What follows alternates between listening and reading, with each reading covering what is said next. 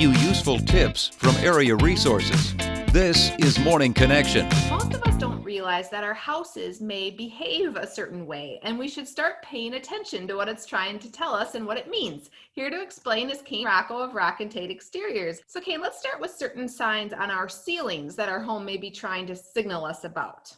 Well, these are ones that are important. Obviously, if you're seeing moisture on your ceiling is something to be very concerned about. That could be a leaking problem either from the roof or possibly from frost in the attic, from heat loss related things or inefficient ventilation.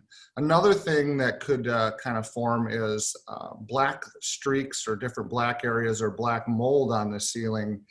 Drawing to cold surfaces, so areas that might have high heat loss but very low R values as well. So those are some pretty important things to look for. Okay, so what about on our windows?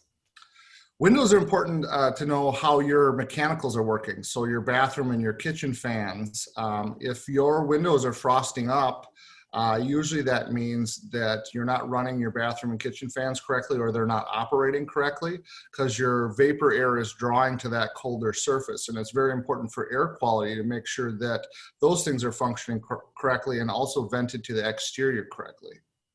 Okay, and then lastly, what about our roof? Roof is a great sign if you don't want to kind of poke around up in your attic to see what's going on. So you'll start seeing possibly streaks where if you have frost on your roof, like early time of the season, streaks where the frost is gone sooner than the rest of it. That's usually related to heat loss where that deck is warming. Also, if we get snow, you're going to start seeing ice build up at a higher pace in certain areas because that snow is melting in sub-zero temperatures at a faster pace. And to learn more, please visit weau.com and click on Morning Connection.